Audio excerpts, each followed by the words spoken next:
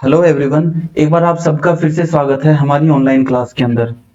हम plant anatomy को cover कर रहे थे और प्लांट एनाटॉमी के अंदर अभी तक हमने जड़ की आंतरिक संरचना पढ़ ली थी। जड़ के बाद में हमने तने की आंतरिक संरचना को डिटेल के अंदर कवर कर लिया था। हमने मोनोकोट का तना और डाइकोट का तना, इसकी आंतरिक संरचना कैसी होती है उसको कवर कर लिया था।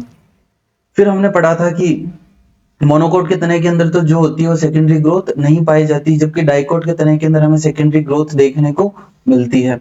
अब ये सेकेंडरी ग्रोथ कैसे होती है, सेकेंडरी ग्रोथ की वजह से तने के अंदर क्या प्रभाव पड़ता है, इस टॉपिक को हम आज की क्लास के अंदर डिटेल से कवर करेंगे। तो आज की क्लास का जो हमारा अगर मैं एम लिखूं तो वो दो है। सबसे पहला तो है कि हमें सेकेंडरी ग्रोथ समझनी है कि डाइकोट के प्लांट के अंदर सेकेंडरी ग्रोथ कैसे होती है, द्वितीयक वृद्धि कैसे होती है, जिसकी वजह से तने की गर्थ या फिर चौड़ाई के अंदर क्या होती है, वृद्धि होती है। हमें नया सेकेंडरी जाइलम और नया सेकेंडरी फ्लोएम तने के अंदर देखने को मिलता है। और दूसरा हम समझेंगे कि प्लांट के अंदर जो वुड्स होती है वो कितने प्रकार की होती है और वुड क्या होती है। इन दो टॉपिक को आज की क्लास के अंदर हम डिटेल से कवर करेंगे। इससे पहले कि मैं आज की क्लास शुरुआत करूं, आप एक बार फिर से रिवाइज करो। मोनोकोट का जो तना था वो, उस तने के अंदर हमारे पास वेस्कुलर बंडल कैसा था, तो ये जाइलम था, ये फ्लोएम था, इनके बीच के अंदर कैम्बियम क्या थी, एब्सेंट थी। जबकि अगर मैं डाइकोट के तने की बात करूं तो डाइकोट की तने के अंदर एक तो सारे के सारे जो वेस्कुलर बंडल थे वो कैसे अरेंज थे, रिंग फॉर्मेट के अंदर अरेंज थे, एक कंप्लीट रिंग फॉर्मेट के अंदर क्या थे, अरेंज थे। दूसरा, इनके वेस्कुलर बंडल के अंदर जाइलम था, बाहर की तरफ फ्लोएम था और बीच के अंदर क्या उपस्थित थी, कैम्बियम। बीच के अंदर क्या उपस्थित थी, कैम्बियम। इस प्रकार का जो वेस्कुलर बंडल था उसको हमने क्या नाम दिया था, कॉन्जॉइंट कोलेटरल ओपन प्रकार का वेस्कुलर बंडल। अब एक चीज और समझ लो, देखो यहाँ पर ये जो वेस्कुलर कैम्बियम होती है जो कि एक वेस्कुलर बंडल के अंदर पाई जाती है, इसको हम बोलते हैं इंट्राफेसिकुलर वेस्कुलर कैम्बियम। क्या बोलते हैं, इंट्राफेसिकुलर वेस्कुलर कैम्बियम। अब बच्चों, डाइकोट के पौधे के अंदर जो द्वितीयक वृद्धि होती है वो प्रमुख रूप से दो प्रकार की होती है। एक तो होती है सेकेंडरी ग्रोथ जो कि वेस्कुलर कैम्बियम की वजह से होती है। वेस्कुलर कैम्बियम से मेरा मतलब है कि ये जो वेस्कुलर बंडल के अंदर जो कैम्बियम है ये क्या करेगी, अंदर की तरफ नया जाइलम और बाहर की तरफ नया फ्लोएम बनाएगी, जिसकी वजह से तने की चौड़ाई में क्या होगी, वृद्धि होगी। तो एक तो सेकेंडरी ग्रोथ होती है इस वेस्कुलर कैम्बियम की एक्टिविटी की वजह से। यहाँ पर देखो ध्यान से, ये डाइकोट के तने को अगर हम जूम करके देखें तो ये जो आपको यहाँ पर येलो कलर की लेयर दिखाई दे रही है, ये देखो ये येलो कलर की लेयर जो कि फ्लोएम और जाइलम को क्या कर रही है, सेपरेट कर रही है। तो इस कैम्बियम की एक्टिविटी की वजह से एक तो सेकेंडरी ग्रोथ होगी।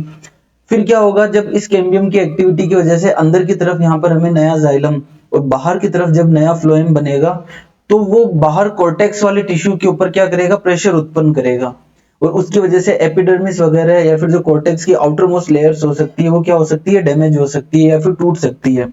तो उसकी वजह से जो दूसरी हमें सेकेंडरी ग्रोथ देखने को मिलेगी डाइकोट के प्लांट के अंदर, वो एक्स्ट्रा वेस्कुलर रीजन के अंदर मिलती है और बेसिकली कॉर्टेक्स वाले रीजन के अंदर हमें देखने को मिलती है। इसमें भी अगर मैं स्पेसिफिक बात करूं तो एपिडर्मिस के जो जस्ट नीचे हाइपोडर्मिस वाली लेयर होती है कॉर्टेक्स की, वहां पर हमें वेस्कुलर ये कॉर्क कैम्बियम का फॉर्मेशन हो जाता है और उसकी वजह से हमें सेकेंडरी ग्रोथ देखने को मिलती है। तो सबसे पहला पॉइंट हमें दिमाग में क्या याद रखना है कि सेकेंडरी ग्रोथ हमें दो जगह पढ़नी है। एक तो हमको पढ़नी है वेस्कुलर कैम्बियम या फिर जो संवहन कैम्बियम होती है इसकी एक्टिविटी की वजह से, और दूसरी हमें सेकेंडरी ग्रोथ पढ़नी है कॉर्क कैम्बियम की वजह से। किसकी वजह से पढ़नी है, कॉर्क कैम्बियम की वजह से। वेस्कुलर कैम्बियम की वजह से नया सेकेंडरी जाइलम और नया सेकेंडरी फ्लोएम का फॉर्मेशन होता है और ये जो होता है ये अंदर की तरफ होता है, जबकि कॉर्क कैम्बियम की वजह से हमें नया सेकेंडरी कॉर्टेक्स देखने को मिलता है, हमें कॉर्क का फॉर्मेशन देखने को मिलता है और यह कैसा होता है, एक्स्ट्रा वेस्कुलर रीजन के अंदर होने वाली क्या है, सेकेंडरी ग्रोथ है। अब एक एक करके हम समझते हैं। तो सबसे पहले हम समझते हैं कि वेस्कुलर कैम्बियम की एक्टिविटी की वजह से कैसे सेकेंडरी ग्रोथ होती है। तो सिंपल देखो, आप तीन चीजें याद करो। सबसे पहली चीज तो क्या कि वेस्कुलर कैम्बियम ये हो गई हमारे पास इंट्राफेसिकुलर कैम्बियम, ये पिथ हो गया। पिथ की वजह से ये क्या जा रही है यहाँ पर, मेडुलरी रेज जो कि वेस्कुलर बंडल के बीच बीच में है। तो होता क्या है बच्चों, इंट्राफेसिकुलर कैम्बियम तो आपको समझ में आ गई, जो वेस्कुलर कैम्बियम के बीच में पाई जाती है। ये जो पित्त की जाने वाली ये जो मेडुलरी रेज होती है, ये मेडुलरी रेज कैम्बियम के पास में एक्टिव हो जाती है और एक्टिव होकर के ये यहाँ पर इस जगह पर एक नई कैम्बियम का फॉर्मेशन करती है। ये जो नई कैम्बियम होती है ये इंट्राफेसिकुलर कैम्बियम को जोड़ने का काम करती है। तो अब देखो ये जो ब्लू कलर की यहाँ पर ये जो नई कैम्बियम बनी ना, जो कि दो वेस्कुलर कैम्बियम जो कि दो वेस्कुलर बंडल के बीच वाली कैम्बियम को जोड़ रही है, इसको हम बोलते हैं इंट्राफेसिकुलर कैम्बियम। क्या बोलते हैं? Interfascicular cambium. Interfascicular cambium. और वेस्कुलर बंडल के अंदर ये जो पाई जा रही थी इसको हम क्या बोलते हैं? इसको हम बोलते हैं इंट्राफेसिकुलर कैम्बियम। तो कुल मिला के यहाँ पर इंट्राफेसिकुलर कैम्बियम और इंटरफेसिकुलर कैम्बियम इन दोनों की मिलने की वजह से ये जो येलो कलर की वेस्कुलर कैम्बियम होती है ये कंप्लीट रिंग की फॉर्मेशन के अंदर हो जाती है। तो सबसे पहला तो स्टेप क्या होता है कि एक पर्टिकुलर कैम्बियम रिंग का फॉर्मेशन होता है। जब ये कैम्बियम रिंग का फॉर्मेशन हो जाता है तो अंदर की तरफ हमें नया जाइलम बनता है। अब ये कैम्बियम क्या करेगी? अंदर की तरफ नया जाइलम बनाएगी और बाहर की तरफ क्या बनाएगी? नया फ्लोएम। तो दूसरा स्टेप क्या होता है? हमें नया सेकेंडरी जाइलम देखने को मिलता है और सेकेंडरी फ्लोएम देखने को मिलता है। यहीं पर एक चीज और याद कर लो, देखो अब ये जो सेकेंडरी जाइलम बनेगा तो इसकी वजह से ये जो प्राइमरी जाइलम होगा ये अंदर की तरफ धंसता जाएगा। अंदर की तरफ क्या हो जाएगा? धंसता जाएगा। जबकि यहाँ पर जब नया फ्लोएम बनेगा तो ये जो पुराना प्राइमरी फ्लोएम होता है ये बाहर की तरफ जाता जाएगा। तो ये चीज क्लियर है। तो जब देखो अंदर की तरफ नया जाइलम आएगा और बाहर की तरफ नया फ्लोएम आएगा तो ये क्या करेगा? कोर्टेक्स वाले रीजन के ऊपर प्रेशर उत्पन्न करेगा और ये स्टेम की ये वाला जो हिस्सा होगा ये क्या हो जाएगा? रप्चर हो सकता है। इसीलिए यहाँ पर दूसरी सेकेंडरी ग्रोथ होती है जो होती है कॉर्क कैम्बियम की वजह से। इससे पहले कि हम पॉइंट वाइज आगे पढ़ना स्टार्ट करें, एक चीज और समझो। देखो ये जो यहाँ पर वेस्कुलर कैम्बियम बनी, इस वेस्कुलर कैम्बियम की activity through out the year एक समान नहीं रहती। इस वेस्कुलर कैम्बियम की एक्टिविटी पूरे के पूरे साल एक जैसी नहीं रहती। साल के अंदर कभी कभी ये वेस्कुलर कैम्बियम बहुत ज्यादा अमाउंट के अंदर जाइलम बनाती है और साल के अंदर ये क्या करती है? कभी कभी बहुत कम अमाउंट के अंदर बनाती है। तो ये भी अब हम आगे कवर करेंगे। चलो अब हम इसको डायग्राम के माध्यम से पढ़ना शुरू करते हैं। सबसे पहले तो हम समझते हैं कि सेकेंडरी ग्रोथ की डेफिनेशन क्या है। तो सेकेंडरी ग्रोथ का सिंपल मतलब होता है कि जो हमारा इंटरकैलरी जो लेटरल मेरिस्टेम होता है उसकी एक्टिविटी के कारण पौधे के अंगों की मोटाई और परिधि के अंदर बेसिकली क्या होती है? वृद्धि होती है। उनकी थिकनेस के अंदर वृद्धि होती है। अब डाइकोट के प्लांट के अंदर मेनली ये जो सेकेंडरी ग्रोथ होती है ये दो कारणों से होती है। एक तो होती है वेस्कुलर कैम्बियम की एक्टिविटी की वजह से। जो वेस्कुलर कैम्बर क्या कहाँ बनती है? वेस्कुलर बंडल के बीच बीच में बनती है। ठीक है, इंट्राफेसिकुलर और इंटरफेसिकुलर कैम्बियम की एक्टिविटी की वजह से। और दूसरा जो सेकेंडरी ग्रोथ होती है वो होती है कॉर्क कैम्बियम की वजह से, जो कि एक्स्ट्रा वेस्कुलर जोन के अंदर होता है और उसकी वजह से कॉर्क का फॉर्मेशन होता है। अब देखो ये डाइकोट के तने का स्टेम है क्योंकि इसके अंदर वेस्कुलर बंडल कैसे एक रिंग फॉर्मेट के अंदर है। तो सबसे पहले जो सेकेंडरी ग्रोथ के अंदर प्रोसेस होती है वेस्कुलर कैम्बियम की वजह से वो होती है एक कैम्बियम रिंग का फॉर्मेशन, एक वेस्कुलर कैम्बियम रिंग का फॉर्मेशन। तो यहाँ पर देखो ये सारे वेस्कुलर बंडल अलग अलग है। ये इनके बीच में इंटरफेसिकुलर कैम्बियम है येलो कलर की, सॉरी इंट्राफेसिकुलर कैम्बियम है। तो क्या होता है इंट्राफेसिकुलर कैम्बियम और इनके बीच में यहाँ पर किसका फॉर्मेशन हो जाता है? इंटरफेसिकुलर कैम्बियम का। किसका फॉर्मेशन हो जाता है? इंटरफेसिकुलर कैम्बियम का। तो इंट्राफेसिकुलर कैम्बियम जो कि वेस्कुलर बंडल के बीच में पाई जाती है वो तो है ही है। इसके अलावा मेडुलरी रेज की जो किरणें होती है जो कि दो वेस्कुलर बंडल के बीच में होती है वो मेरिस्टेमेटिक हो जाती है और वह इंटरफेसिकुलर कैम्बियम या फिर अंतरापूलीय एधा का फॉर्मेशन करती है। जब इंटरफेसिकुलर कैम्बियम और इंट्राफेसिकुलर कैम्बियम दोनों मिलती है तो एक रिंग का फॉर्मेशन हो जाता है। अब देखो जैसे बीच बीच के अंदर इंटरफेसिकुलर कैम्बियम बन गई तो एक कंप्लीटली किसका फॉर्मेशन हो गया? यहाँ पर रिंग का फॉर्मेशन हो गया। अब इस डायग्राम में ध्यान से देखो ये जो येलो कलर की आपको रिंग दिखाई दे रही है ये क्या है? एक कंप्लीट वेस्कुलर कैम्बियम। तो सबसे पहला स्टेप क्या हुआ? इंटरफेसिकुलर कैम्बियम और इंट्राफेसिकुलर कैम्बियम की वजह से क्या हो जाता है? एक वेस्कुलर रिंग का फॉर्मेशन हो जाता है। इन दोनों में आपको अंतर समझ आ गया इंटर और इंट्रा के अंदर। जब ये कैम्बियम रिंग का फॉर्मेशन हो जाता है उसके बाद में ये जो वेस्कुलर कैम्बियम होती है ये एक्टिव होके अंदर की तरफ तो बनाती है नया सेकेंडरी जाइलम और बाहर की तरफ बनाती है नया सेकेंडरी फ्लोएम। अब ये वेस्कुलर कैम्बियम क्या करेगी, अंदर की तरफ तो बनाएगी नया सेकेंडरी जाइलम और बाहर की तरफ क्या बनाएगी, नया सेकेंडरी फ्लोएम। अब इस इमेज को देखो बच्चों, ध्यान से देखो, ये हमारे पास येलो कलर की क्या थी, कंप्लीट रिंग फॉर्मेट के अंदर वेस्कुलर कैम्बियम। इस वेस्कुलर कैम्बियम में अंदर ये जो आपको दिखाई दे रहा है, ये ऑरेंज कलर का, ये नया बना हुआ सेकेंडरी जाइलम है, जबकि ये जो दिखाई दे रहा है यहाँ पर, ये प्राइमरी जाइलम है। और फिर इस वेस्कुलर कैम्बियम के बाहर की तरफ देखो, ये जो आपको पर्पल कलर का दिखाई दे रहा है, ये पर्पल कलर का नया बना हुआ क्या है, सेकेंडरी फ्लोएम। जबकि ये जो आपको दिखाई दे रहा है यहाँ पर जस्ट बाहर की तरफ, ये है सेकेंडरी फ्लोएम। ये क्या है यहाँ पर, सेकेंडरी फ्लोएम। तो देखो ध्यान से, ये वेस्कुलर कैम्बियम बनी। अब देखो जैसे जैसे नया सेकेंडरी जाइलम बना, तो आप देखोगे कि प्राइमरी जाइलम कहाँ आ गया, अंदर की तरफ। प्राइमरी जाइलम कहाँ आ गया, अंदर की तरफ। अब देखो पिथ कितनी छोटी रह गई, और नया जाइलम बनेगा तो पिथ और ज्यादा छोटी हो जाएगी, पिथ क्या हो जाएगी, और भी ज्यादा छोटी। ठीक है, तो ये हमारी वेस्कुलर कैम्बियम थी, ये पूरा का पूरा यहाँ से यहाँ तक बनाया हुआ क्या है, नया सेकेंडरी जाइलम है।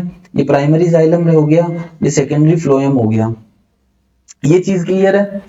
अब बच्चों यहाँ पर एक चीज और समझो कि ये जो वेस्कुलर कैम्बियम है, इसकी activity through out the year, मतलब पूरे साल इस वेस्कुलर कैम्बियम की एक्टिविटी सेम नहीं होती। ऐसा नहीं होता है कि ये वेस्कुलर कैम्बियम लगातार पूरे साल क्या बनाती रहे, नया सेकेंडरी जाइलम और नया सेकेंडरी फ्लोएम। तो कुल मिला के पॉइंट ये है कि इस वेस्कुलर कैम्बियम की activity through out the year same नहीं रहती। एग्जाम्पल के लिए अगर मैं आपको समझाऊं, तो जब स्प्रिंग का मौसम आता है, जब पतझड़ का मौसम आता है, तो ये वेस्कुलर कैम्बियम कंपैरेटिवली ज्यादा अमाउंट के अंदर जाइलम बनाती है। और ये जो नया बना हुआ जाइलम होता है, ये लाइट कलर का होता है, और इसकी वेसल्स की गुहिकाएं क्या होती है, बड़ी होती है। तो इस वुड को हम बोलते हैं स्प्रिंग वुड या फिर अर्ली वुड। देखो जहां पर भी वुड शब्द आ जाए, तो इसका मतलब समझ लो कि हम मेनली सेकेंडरी जाइलम की बात कर रहे हैं, या फिर मेनली जाइलम की बात कर रहे हैं। फिर ये वेस्कुलर कैम्बियम स्प्रिंग वाले मौसम के अंदर तो क्या करती है, ज्यादा अमाउंट के अंदर जाइलम बनाती है। जैसे ही पतझड़ का मौसम आता है, जैसे ही ऑटम का मौसम आता है, तो उस समय ये वेस्कुलर कैम्बियम बहुत कम अमाउंट के अंदर क्या बनाती है, जाइलम। और वो जो जाइलम होता है, उसकी जो वेसल्स होती है, उसकी गुहिकाएं भी क्या होती है, संकरी होती है, पतली होती है, लेकिन उनकी डेंसिटी क्या होती है, ज्यादा होती है। तो अगर आप किसी पेड़ के तने को देखो, तो आपको उसमें क्या दिखाई देगा, जैसे ये वेस्कुलर कैम्बियम हो गई, तो यहाँ पे आपको एक तो लाइट कलर का जाइलम दिखाई देगा, और उसके बाद में एक पतला बेसिकली डार्क कलर का जाइलम दिखाई देगा।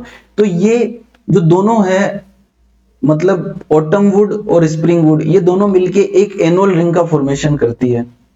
तो आप देखो तो एक लाइट और एक डार्क जो रिंग होती है तने के अंदर, वो क्या करती है, एक कंप्लीट एनुअल रिंग को फॉर्मेशन करती है। इसको अभी हम और ज्यादा डिटेल के अंदर समझ लेते हैं। कोर्क, ये अर्ली वुड और स्प्रिंग वुड को तो देखो अभी हम और डिटेल में पढ़ेंगे, लेकिन उससे पहले कुल मिला के हमने अभी वेस्कुलर कैम्बियम की एक्टिविटी की वजह से जो सेकेंडरी ग्रोथ होती है उसको कवर कर लिया। ठीक है, तो कुछ नहीं है, आपको तीन चीजें याद रखनी है। वेस्कुलर कैम्बियम, वेस्कुलर कैम्बियम में क्या होता है, इंट्राफेसिकुलर कैम्बियम और इंटरफेसिकुलर कैम्बियम। ठीक है, ये दोनों मिलकर के एक कंप्लीट वेस्कुलर कैम्बियम की रिंग का फॉर्मेशन कर लेती है। ये जो रिंग होती है, अंदर की तरफ नया सेकेंडरी जाइलम बनाती है, और बाहर की तरफ नया सेकेंडरी फ्लोएम बनाती है। फिर आपको ये याद रखना है कि इस वेस्कुलर कैम्बियम की activity through out the year same नहीं रहती। पर्टिकुलर एक सीजन, फॉर एग्जांपल के लिए स्प्रिंग सीजन के समय ये क्या करती है, ज्यादा अमाउंट के अंदर जाइलम बनाती है, उसको हम अर्ली वुड कहते हैं या स्प्रिंग वुड कहते हैं। और ऑटम या फिर पतझड़ के मौसम के अंदर यह कम अमाउंट के अंदर सेकेंडरी जाइलम बनाती है, जिसे हम लेट वुड या फिर ऑटम वुड कहते हैं। फिर जब इस वेस्कुलर कैम्बियम की वजह से नया सेकेंडरी और सेकेंडरी जाइलम और नया सेकेंडरी फ्लोएम बनेगा, तो वो बाहर की तरफ कॉर्टिकल रीजन की तरफ क्या करेगा, प्रेशर उत्पन्न करेगा। और अब कॉर्टेक्स वाले रीजन के अंदर भी हमें क्या देखने को मिलेगी, सेकेंडरी ग्रोथ। अब वो समझो देखो कैसे होती है। तो इस डायग्राम पर देखो, एक बार वापस आओ, देखो इधर जब नया सेकेंडरी जाइलम और नया सेकेंडरी फ्लोएम बनेगा, तो कॉर्टेक्स में ये जो हाइपोडर्मिस वाली रीजन होती है ना, यहाँ की कुछ कोशिकाएं मेरिस्टेमेटिक हो जाती है। मेरिस्टेमेटिक का मतलब होता है कि वो विभोजित की हो जाती है, और अब उनमें विभाजन करने की क्षमता क्या हो जाती है, डेवलप हो जाती है। कहां पर, एपिडर्मिस के जस्ट नीचे हाइपोडर्मिस की कोशिकाएं। अब इस एक सेक्शन को देखो, मैं जूम करके यहाँ पे बना देता हूं,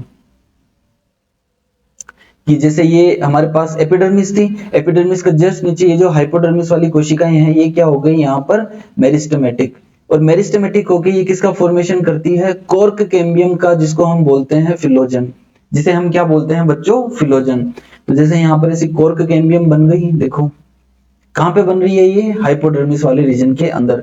अब इस कॉर्क कैम्बियम के अंदर क्या होता है, ऐसे डिवीजन होता है, पेरिक्लाइनल डिवीजन होता है, उसकी वजह से बाहर की तरफ कुछ कोशिकाएं हैं और अंदर की तरफ कुछ कोशिकाएं हैं।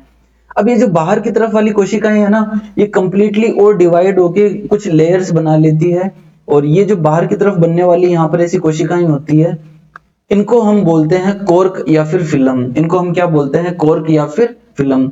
इन बाहर की तरफ बनने वाली कोशिकाओं के अंदर सुबेरिन का डिपोजिशन हो जाता है और ये कोशिकाएं मृत हो जाती है, और जल के लिए ये क्या होती है, अपारगम्य होती है, मतलब इनमें से वाटर जो होता है वो ट्रांसफर नहीं हो सकता। जबकि ये जो अंदर की तरफ बनने वाली कोशिकाएं थी, ये लिविंग कोशिकाएं होती है, और ये फर्दर डिवाइड होकर पैरेन्काइमा या फिर मृदु उत्तकी कोशिकाओं का निर्माण करती है। और ये जो मृदु उत्तकी कोशिकाएं होती है, ये सेकेंडरी कॉर्टेक्स का निर्माण करती है, और इस लेयर को हम बोलते हैं फिलोडर्म। क्या बोलते हैं, फिलोडर्म। तो देखो आपने यहाँ पर क्या समझा कि जब कॉर्टेक्स के अंदर सेकेंडरी ग्रोथ होती है तो हाइपोडर्मिस की कुछ कोशिकाएं मेरिस्टेमेटिक हो जाती है, जिसको हम क्या बोलते हैं, कॉर्क कैम्बियम। एक नंबर बात। फिर इस कॉर्क कैम्बियम की जो कोशिकाएं होती है, ये बाहर की तरफ नई कोशिकाएं बनाती है, जिनको हम बोलते हैं कॉर्क। ये हो गई दूसरे नंबर की बात। फिर आपको क्या याद रखना है कि जो कॉर्क कैम्बियम होती है, यह अंदर की तरफ कुछ कोशिकाएं बनाती है, जिन्हें हम कहते हैं फिलोडर्म। क्या बोलते हैं, फिलोडर्म। अब ये जो बाहर की तरफ कोशिकाएं, जिनको हम कॉर्क या फिर फिल्म कह रहे थे, ये मृत कोशिकाएं होती है। क्यों? क्योंकि इनके अंदर सुबेरिन का डिपोजिशन हो जाता है। जबकि अंदर वाली जो कोशिकाएं होती है, ये लिविंग कोशिकाएं होती है, और ये सेकेंडरी कॉर्टेक्स का निर्माण करती है। अब बच्चों क्या होता है, देखो जब बाहर की तरफ यहाँ पर नई कॉर्की की कोशिकाएं बनती है, इसी डायग्राम में चलो हम इसको समझ लेते हैं, ठीक है। कि जैसे ये देखो नई कॉर्क की कोशिकाएं बनी यहाँ पर, ये आपका हो गया कॉर्क कैम्बियम, ठीक है। ये जो ब्राउन कलर का यहाँ पे दिखाई दे रहा है, इसने बाहर की तरफ ये क्या बनाई, नई कॉर्क की कोशिकाएं। अब बीच में क्या होता है, कहीं पर कॉर्क की कोशिकाओं का फॉर्मेशन नहीं होता, और यहाँ पे पेरेन्काइमेटस कोशिकाओं का फॉर्मेशन हो जाता है तने के ऊपर। तो ये वाली जगह देखो, ये पूरी जगह एकदम टाइट है, ये भी पूरी जगह एकदम टाइट है। क्यों? क्योंकि मृत कोशिकाओं से बनी हुई है, सुबोरिन का डिपोजिशन है। लेकिन ये थोड़ा सा एक लूज पार्ट है। तो ये जो होती है, ये बेसिकली स्टेम के अंदर ओपनिंग होती है, जिन्हें हम कहते हैं लेंटिकल्स। जिन्हें हम क्या कहते हैं, लेंटिकल्स। हिंदी के अंदर हम इसे कहते हैं, हिंदी के अंदर हम लेंटिकल्स को बोलते हैं वात रंध्र। क्या बोलते हैं, वात रंध्र। तो वात रंध्र समझ में आ गया। अब एक लास्ट चीज और याद करो, देखो कॉर्क कैम्बियम, ये कॉर्क कैम्बियम, और बाहर की तरफ कॉर्क वाली लेयर, और अंदर की तरफ ये जो हमारे पास नई लेयर बनी, जो कि सेकेंडरी कॉर्टेक्स है या फिर फिलोडर्म है। इन तीनों को मिला के हम बोलते हैं पेरिडर्म। इन तीनों को मिला के हम क्या बोलते हैं, पेरिडर्म।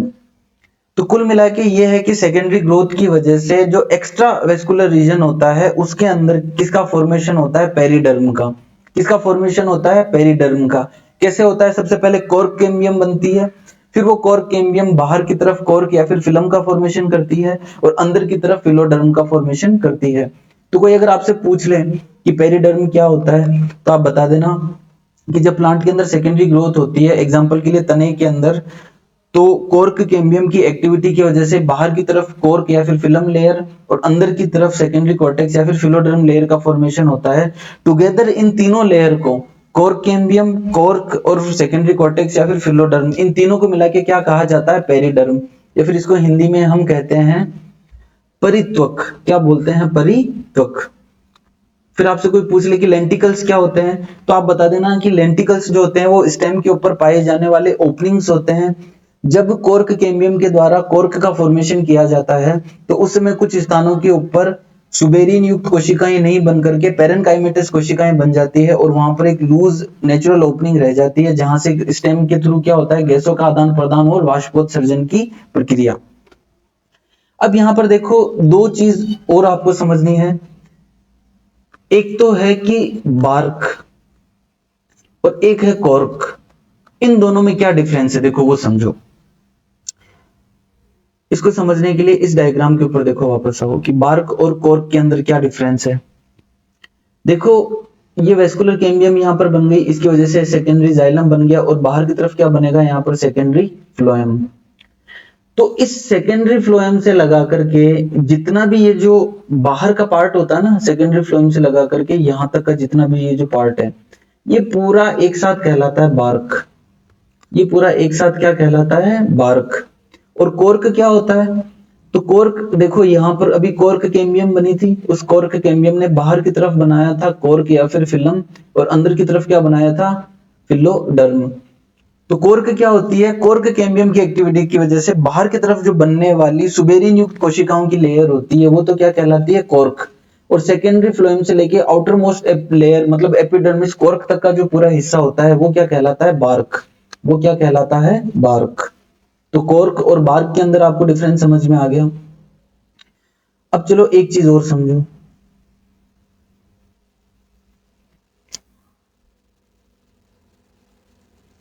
देखो ये जो जो कि मैं आपको कह रहा था, अभी मैंने थोड़ी देर पहले आपको ये कहा था कि हम टाइप ऑफ वुड्स पढ़ेंगे। हम क्या पढ़ेंगे? Type of woods.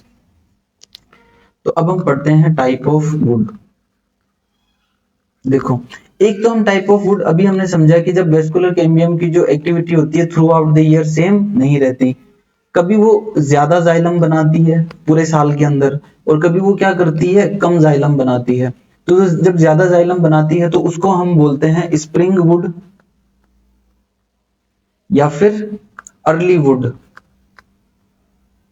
और जब कम कम जाइलम बनाती है तो उसको हम बोलते हैं ऑटम वुड या फिर लेट वुड। और इन दोनों को मिला के हम बोलते हैं एक एनुअल रिंग। देख, इन दोनों को मिला के हम क्या बोलते हैं? एक एनुअल रिंग। अब इस डायग्राम के ऊपर बच्चों एक बार वापस आओ, इधर देखो ध्यान से।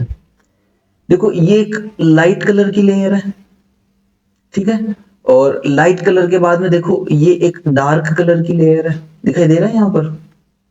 देखो वापस ध्यान से, एक तो ये लाइट कलर की जोन है, दिखाई दिया ये पूरा लाइट, और इस लाइट के जस्ट ऊपर देखो एक ये डार्क कलर का जोन है।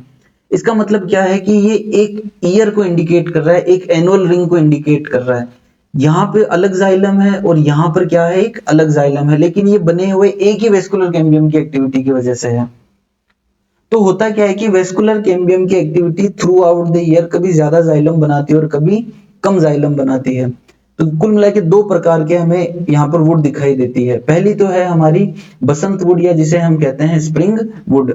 इसमें क्या होता है कि वेस्कुलर कैम्बियम की एक्टिविटी की वजह से बहुत ज्यादा अमाउंट के अंदर हमें क्या दिखाई देता है? जाइलम की टिश्यूज दिखाई देते हैं। जाइलम की जो वेसिकल्स या फिर जो वाहिकाएं होती है, इनकी चौड़ी गुहिकाएं होती है, ये रंग के अंदर हल्की होती है और इनका घनत्व क्या होता है? कम होता है। इधर देखो ध्यान से, जैसे ये मैंने एक सेक्शन जूम करके बताया है। अब ये जो पूरी वुड है ये बनी है स्प्रिंग मौसम के टाइम पे, अर्ली वुड है ये। देखो यहाँ पर कितना ज्यादा अमाउंट के अंदर यहाँ से यहाँ तक जाइलम बना, और इसकी गुहिकाएं देखो आपको सुस्पष्ट कितनी बड़ी बड़ी दिखाई दे रही है। जबकि ये जो जाइलम होता है ये इस जाइलम के बाद में जब पतझड़ का मौसम होता है उस समय बनने वाला जाइलम है। अब ये देखो अमाउंट के अंदर कितना कम है, इधर देखो कितना ज्यादा जाइलम था, इधर थोड़ा सा ही जाइलम है। तो इसको हम बोलते हैं ऑटम वुड या फिर लेट वुड। एग्जाम के अंदर देखो बच्चों इन दोनों के बीच में डिफरेंस पूछा जाता है। एग्जाम के अंदर सीधा आ जाए, सबसे पहले तो एनुअल रिंग क्या है प्लांट के अंदर, तो बता देना कि साल भर के अंदर वेस्कुलर कैम्बियम की एक्टिविटी की वजह से अर्ली वुड और लेट वुड का फॉर्मेशन होता है, जो कि कंबाइंडली क्या बनाती है? एक एनुअल रिंग। फिर आपसे पूछा जाए कि स्प्रिंग वुड या अर्ली वुड या ऑटम वुड या फिर लेट वुड के अंदर क्या डिफरेंस है, तो इसको समझो। सबसे पहला डिफरेंस तो क्या है कि स्प्रिंग वुड या फिर अर्ली वुड के अंदर वेस्कुलर कैम्बियम की एक्टिविटी ज्यादा होती है, उसकी वजह से आपको ज्यादा क्या मिलता है? सेकेंडरी जाइलम मिलता है। फिर ये जो सेकेंडरी जाइलम की जो वेसल्स होती है, इसकी जो गुहिकाएं होती है वो क्या होती है? बड़ी होती है। इसका कलर कैसा होता है? हल्का होता है। और इसका घनत्व क्या होता है? कम होता है। जबकि अगर ऑटम वुड की बात करें तो इसके वेस्कुलर कैम्बियम की एक्टिविटी कम होती है इस समय, इसकी वजह से हमें सेकेंडरी जाइलम क्या मिलता है? कम मिलता है। इस सेकेंडरी जाइलम की जो वेसल्स होती है, इसकी जो ल्यूमेन होती है, इसकी जो गुहिकाएं होती है वेसल्स की, वो क्या होती है? बहुत ज्यादा पतली होती है, सक्रिय होती है। फिर ऑटम वुड में बनने वाला जो जाइलम होता है, इसका जो कलर होता है वो डार्क होता है और उसका घनत्व क्या होता है? ज्यादा होता है। तो एक तो ये वाला डायग्राम ध्यान में रखना। और यहीं पे देखो मैंने ये बना दिया है यहाँ पर लेट वुड, और ये क्या हो गई हमारी अर्ली वुड, और ये दोनों मिलाकर के किसका फॉर्मेशन करती है, एक एनुअल रिंग का। अब ये जो एनुअल रिंग होती है ये प्लांट की एज कैलकुलेट करने के अंदर काम आती है। क्या काम आती है, प्लांट की एज कैलकुलेट करने के अंदर काम में आती है। जब बच्चों हमें प्लांट की एज कैलकुलेशन करनी होती है तो हम क्या करते हैं, इन रिंग्स को काउंट करते हैं। हम क्या करते हैं, इन रिंग को काउंट करते हैं। अब यहाँ पर एक चीज समझो, देखो चलो हम एक नई स्लाइड के अंदर इसको समझते हैं। तो ये चीज समझ में आ गई। जैसे मान लो इस प्लांट की आपको एज कैलकुलेट करनी हो तो आप क्या करोगे, लाइट और डार्क इसको एक रिंग मानोगे और इसको क्या करोगे, काउंट करोगे। जैसे 1 2 3 4 5 6 7 8 9 10 ऐसे करते करते आप इसकी क्या कर सकते हो, एज काउंट कर सकते हो। क्योंकि एक रिंग कहाँ बनती है, एक कंप्लीट ईयर के अंदर। और एक रिंग में क्या क्या शामिल है, एक रिंग के अंदर अर्ली वुड और लेट वुड शामिल है। अब यहाँ पर देखो मैं आपको दो कीवर्ड है, एक बार उन दो कीवर्ड का मतलब समझाता हूं। एक तो शब्द है बच्चों डेंड्रो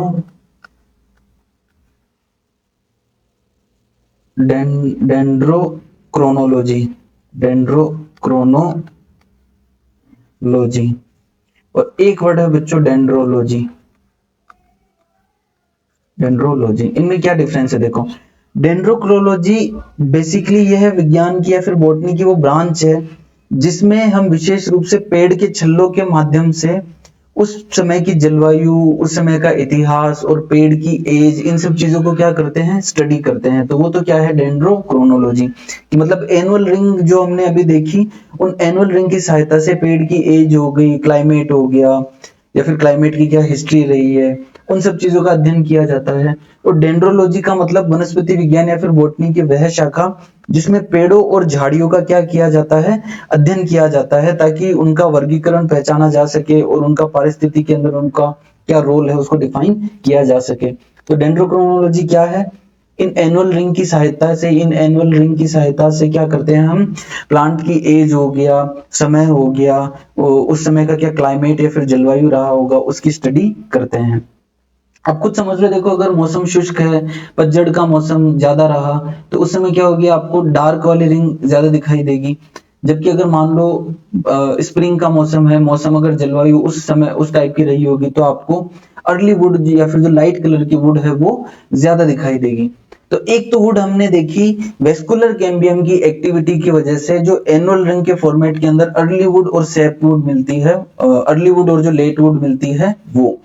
अब हम समझते हैं कि जैसे जैसे प्लांट की एज होती जाती है ना, कि जैसे जैसे प्लांट बड़ा होता जाता है, जैसे जैसे प्लांट बूढ़ा होता जाता है, तो उस समय हमें कौन सी वुड देखने को मिलती है और क्या प्रभाव पड़ता है। तो जहां पर भी वुड आ जाए तो इसका सिंपल सा मतलब है कि मोस्टली हम किसकी बात कर रहे हैं, जाइलम की। काष्ठ या लकड़ी का जो साइंटिफिक स्टडी होती है, वैज्ञानिक अध्ययन होता है, उसको हम बोलते हैं जाइलोटोमी। क्या बोलते हैं, जाइलोटोमी। तो जब आप लकड़ी की बात करते हो कि ये लकड़ी कितनी मजबूत है या फिर ये लकड़ी कितनी सॉफ्ट है, तो कहीं ना कहीं वो डिपेंड करता है कि उसके अंदर जाइलम का कंपोजिशन कैसा है। अब देखो बच्चों, होता है क्या है कि हर साल नया जाइलम बनता जाता है, प्राइमरी जाइलम अंदर की तरफ पुश होता जाता है। तो जैसे जैसे प्लांट की एज बढ़ती जाती है तो अंदर की तरफ ये जो नया बना, अंदर की तरफ ये जो पुराना जाइलम आता जाता है ना, ये पुराने जाइलम के अंदर टेनिन हो गया, रेजिन हो गया, गम पदार्थ हो गए, इसके अलावा कोई एरोमेटिक कंपाउंड हो गए, इनका डिपोजिशन स्टार्ट हो जाता है। इनका क्या स्टार्ट होने लग जाता है, डिपोजिशन स्टार्ट होने लग जाता है। और ये जो जाइलम की कोशिकाएं होती है, ये जल संवहन का कार्य क्या कर देती है, बंद कर देती है, ये वाटर ट्रांसपोर्ट करना बंद कर देती है। जबकि बाहर की तरफ ये जो जाइलम बचा हुआ है ना, ये अभी भी लाइट कलर का होता है और ये वाटर ट्रांसपोर्ट का क्या करता है, कार्य करता है।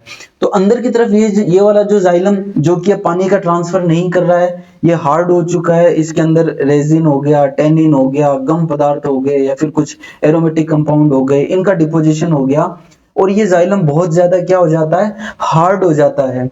तो इस वाले जाइलम को हम बोलते हैं हर्टवुड या फिर ड्यूरामन वुड, हर्टवुड या फिर ड्यूरामन वुड। जबकि ये जो बाहर की तरफ वाली वुड होती है, जो कि अभी भी हार्टवुड की तुलना में क्या होती है, सॉफ्ट होती है और अभी भी वाटर क्या क्या कर रही है, ट्रांसपोर्टेशन कर रही होती है, इसको हम कहते हैं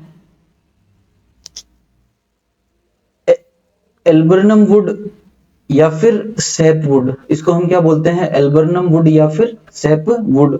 तो कुल मिला के ये है कि प्लांट की एज के आधार पर पुराने तने के अंदर आपको दो प्रकार की वुड दिखाई देती है। एक वुड जो कि अंदर की तरफ होती है, ये जो वुड होती है ये सेंट्रल भाग के अंदर होती है, गहरे भूरे रंग की होती है, डार्क होती है। क्यों? क्योंकि इसके सेकेंडरी जाइलम की वेसल्स के अंदर और ट्रैकेट्स के अंदर हमें टेनिन, रेजिन या फिर गोंद या फिर एरोमेटिक कंपाउंड का क्या दिखाई देता है, डिपोजिशन दिखाई देता है। इसकी जो कोशिकाएं होती है वो हाईली लिग्निफाइड होती है, मृत कोशिकाएं होती है, ये कठोर होती है और अधिक क्या होती है, ड्यूरेबल होती है। इनके अंदर एंटीबैक्टीरियल या फिर एंटीसेप्टिक प्रॉपर्टी पाई जाती है। इनका मुख्य कार्य सिर्फ स्टोरेज करने का होता है, यांत्रिक सहायता प्रदान करने का होता है, और यह वाटर का ट्रांसपोर्टेशन नहीं करती। जबकि ये वाली जो वुड है, जो कि हर्ट वुड के बाहर की तरफ एक घेरे हुए पाई जा रही है, देखो ये वाला जो जाइलम है, ये एल्बर्नम वुड या फिर इसको सैप वुड भी बोलते हैं। क्यों? क्योंकि यही वो वुड है जो कि क्या कर रहा है, वाटर का ट्रांसपोर्टेशन कर रहा है। अब क्या होता है, जैसे जैसे प्लांट की एज बढ़ती जाती है ना, वैसे वैसे ये हार्टवुड का दायरा बढ़ता जाता है और ये सैपवुड क्या होता है, बाहर की तरफ फैलता जाता है। तो ये चीज आपको क्लियर है। तो एग्जाम के अंदर अगर आपसे वुड का क्वेश्चन आए, देखो वापस एक बार इस चीज को यहाँ पे समझ लो, ठीक है। एग्जाम के अंदर आपसे वुड का क्वेश्चन आए तो आप लिख देना कि जाइलोटोलॉजी कहा जाता है वुड के अध्ययन को। फिर आप कहना कि वेस्कुलर कैम्बियम की एक्टिविटी की वजह से हमें जो एनुअल रिंग देखने की मिलती है, उसमें हमें दो प्रकार की वुड देखने को मिलती है। एक तो मिलती है अर्ली वुड या फिर स्प्रिंग वुड, और दूसरी हमें मिलती है लेट वुड या फिर ऑटम वुड। ये तो किसकी वजह थी, वेस्कुलर कैम्बियम की एक्टिविटी की वजह से। और ये दोनों मिलके क्या बनाती है, एक एनुअल रिंग बनाती है, जिसकी हम स्टडी करते हैं प्लांट की एज आइडेंटिफाई करने के लिए, और जो उस समय की क्लाइमेटिक कंडीशन थी उनको स्टडी करने के लिए। दूसरा जो हमने वुड का टाइप पढ़ा, वो हमने पढ़ा on the basis of age, on the basis of plant age, और इसके साथ साथ उसके अंदर किस प्रकार का डिपोजिशन है और वो वुड क्या कार्य कर रही है। इसके आधार पर हमने देखा कि टोटल दो प्रकार की वुड होती है। एक तो होती है ड्यूरामेन वुड, या फिर इसको हम बोलते हैं हर्ट वुड, या इसको हम बोलते हैं हार्ड वुड, जो कि कहां पाई जाती है, तने के सेंटर के अंदर पाई जाती है। और दूसरी जो वुड होती है वो होती है एल्बर्नम वुड, या जिसको हम सैप वुड भी बोलते हैं। ये कहां पाई जाती है, तो ये हर्ट वुड के चारों तरफ पाया जाने वाला सेकेंडरी जाइलम होता है। ये वाटर का ट्रांसपोर्ट करता है, जबकि ये वाली जो वुड होती है वाटर का ट्रांसपोर्ट नहीं करती। इसका मुख्य कार्य क्या होता है, इसका मुख्य कार्य गम पदार्थ, रेजिन पदार्थ, टेनिन पदार्थ या फिर एरोमेटिक कंपाउंड, इनका क्या करना होता है, स्टोरेज करना होता है। और ये बहुत ज्यादा क्या होती है, हार्डनेस प्रोवाइड करती है। तो तने के अंदर मेनली जो हार्डनेस होती है ना, वो इसी की वजह से होती है, हार्टवुड या फिर ड्यूरामेन वुड की वजह से। जबकि एल्बर्नम वुड क्या करती है, ट्रांसपोर्टेशन का कार्य करती है। तो वुड समझ में आ गई, वुड के हमें टाइप समझ में आ गए, और हमने यहीं पर एक कॉन्सेप्ट भी समझ लिया कि डेंड्रोक्रोनोलॉजी क्या होता है और जाइलोटोलॉजी क्या होता है, या फिर जाइलोटोमी क्या होता है। तो आज की क्लास के अंदर अब सेकेंडरी ग्रोथ और टाइप ऑफ वुड का टॉपिक जो है वो कवर हो चुका है। फिर भी अगर आप लोगों को कोई डाउट रहता है तो आप कमेंट बॉक्स में लिखना, मैं उसको दूर करने की कोशिश करूंगा, या फिर अगर ज्यादा डाउट आएंगे तो मैं एक अलग से वीडियो बना के और डाल दूंगा। इतना पेशेंस से सुनने के लिए thank you so much, God bless you.